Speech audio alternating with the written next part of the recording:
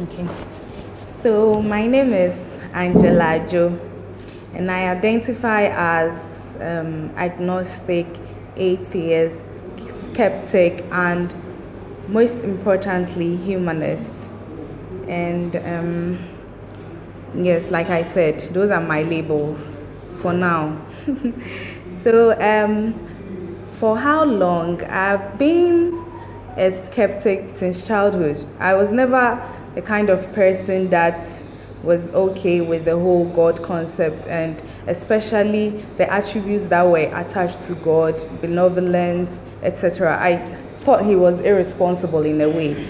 So I was quite a skeptic from when I was very young. And then, but I didn't have the right labels to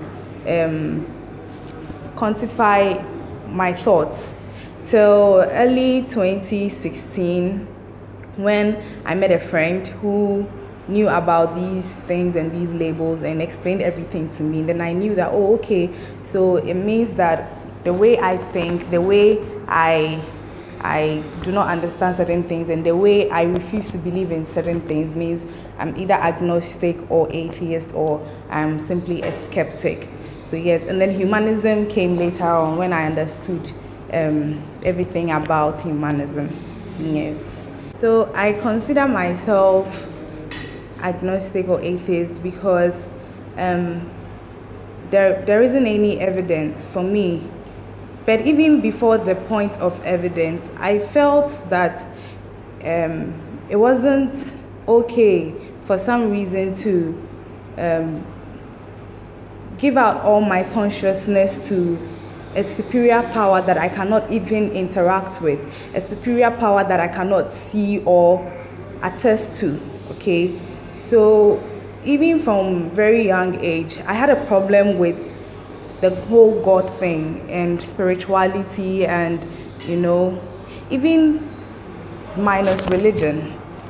Okay, so those were my reasons earlier on. And then other factors, probably some books, but they were not mainly because of reading. I had my disagreements with these things before books. I come from a traditional background, so I am, let me say, proud to identifying as atheist or agnostic. I would identify as a traditionalist, though I was still skeptic, but I wouldn't say that I was atheist, but I was, traditionalist, and then a little bit of Christianity. And then there was this thing, right? You are traditionalist. My family is traditionalist. But then they tell you that when people ask you, say you are Christian, so that you fit in. So there were those dynamics too involved. So I would say I was Christian stroke traditionalist before discarding everything and then being just skeptic, agnostic, etc. I'm not very huge transformation. Things are probably still the same, except that I do not fear what I do not know. The fear factor of, oh, if you do not do this, something is going to happen to you, if you need to pray, those things. I feel that spirituality or religion is marked with fear. So the whole thing with fear is, I'm fearless. That's what I can say. So yes, that is like one major transformation.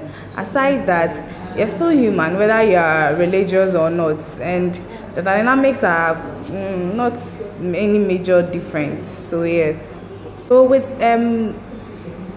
major difficulties, I think it depends on how you go about with your skepticism or disbelief. You should always bear in mind that you live in an environment where it's highly religious. For example, Ghana. So if you are able to wave your way through all of these and then mindful of the things you say, it's not an us versus them situation, because I sometimes feel that we are all looking for answers either way. So before, when I adopted the label of atheist or agnostic, I was very, but I think there's some form of maturity that comes with these things. For a long time, you start to simmer down. So for now, I don't have any major challenges or anything. I can work in an environment with religious people, non-religious people. It doesn't really matter. Yes. Of course, the critical thinking aspect. You learn that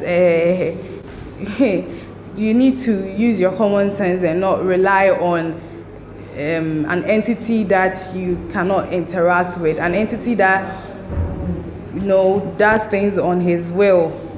So you learn to live on your own, make decisions on your own, because you know that no spirit or something has your back. You are on your own, basically. So that independence is probably something that I like about being atheist or agnostic.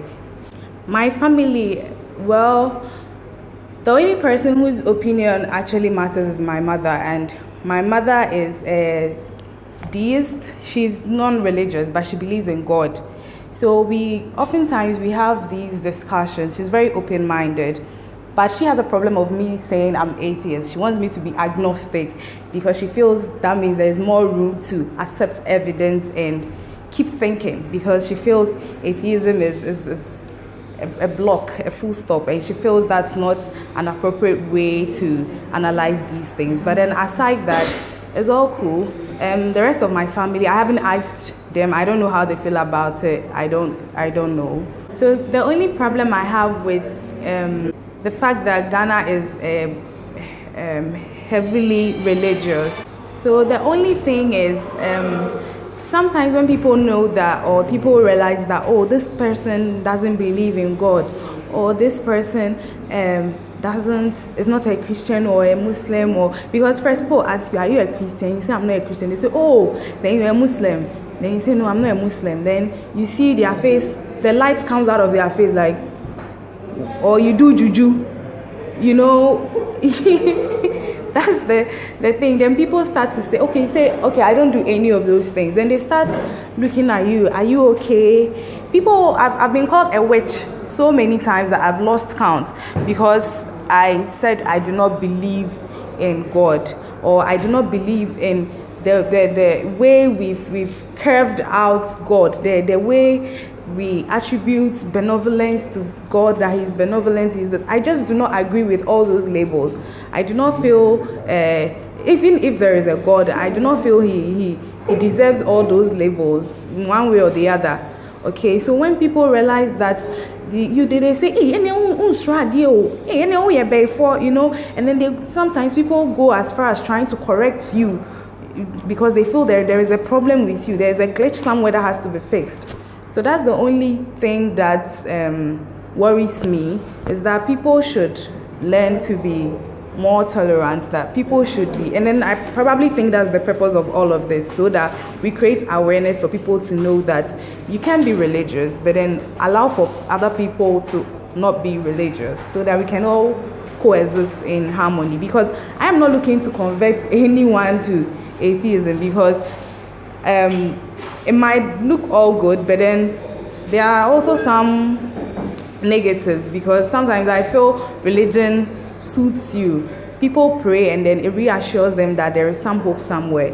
Sometimes you do not have that with atheism. Like I said, you are on your own. So I'm not really looking to convert anyone. I'm just saying that people should be in their lane and tolerate. That's all that I'm seeking. So I think that this serves its purpose. So I feel it's dependent on so many factors. Someone being non-religious, or a country with its citizens being highly non-religious doesn't guarantee anything. The only thing it guarantees is they will prioritize their needs. For example, right now we are trying to build a cathedral. Well, it's a whole lot. Looking at the traffic situation, even on the airport's Accra stretch, it feels like we are not prioritizing when it comes to these things in relation to religion. So I feel if majority of us are non-religious, probably we'll put our needs first before serving God or before looking to appease God in some way. But then it's all dependent on so many factors. The fact that you are non-religious doesn't mean you can't be corrupt. Okay, so, and the main problem we have is corruption. And being religious or non-religious doesn't cure that or answer that. And so I do not think, it depends on so many factors. Yeah.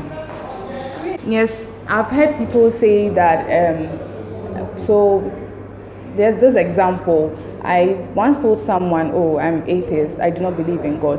And the person said, oh, okay, that means that if I ask you out, it'd be easy for me to, sleep with you because you don't believe in God. People feel that morality and religion go hand in hand. But I don't understand how that works, because I feel morality, number one, is subjective. And much of what goes into morality is just common sense.